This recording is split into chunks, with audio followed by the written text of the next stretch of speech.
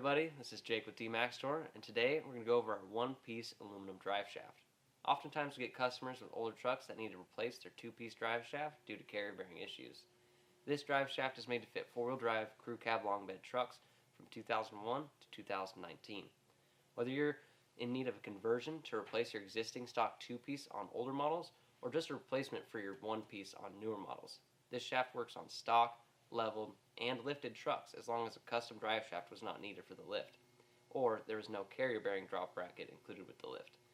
This drive shaft comes standard with 1480 size U-joints, which are a direct replacement for 07.5 to 19 GM trucks.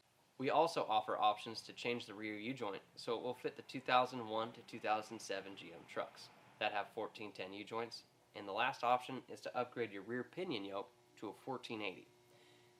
The first option includes the drive shaft with the standard 1480 U-joint installed, and then we send this 1410-1480 combination U-joint for you to install for the 01 to 07 models. The second option we offer is the drive shaft with us professionally installing this 1410-1480 U-joint.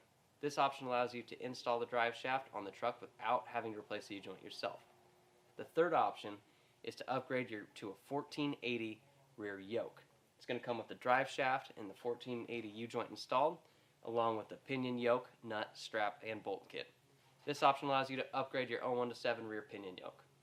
The fourth option is your drive shaft with the standard 1480 U-joint, most common for trucks on 2007.5 to 2019. Besides U-joint options, we also offer the straps and bolts that hold the rear U-joint to the yoke if yours are damaged, stripped, or if you just want the new ones replaced while you're in there. Now let's talk a little bit about installation. If you're going to replace the rear U-joint, you'll have to melt out these plastic retainers. This is not a big deal. We use a torch to heat them up and they come right out. When installing the new U-joint, you will use these provided C-clips to place it in the grooves of the drive shaft just like a normal U-joint replacement. If you're buying this drive shaft to replace a two-piece drive shaft, you will need to make a modification to the truck. The two-piece shaft has a carrier bearing that you're probably aware of, and it's mounted on the crossmember bracket. This bracket will need to be cut off to gain clearance for the larger diameter of the new shaft. Do not cut the crossmember, just the bracket.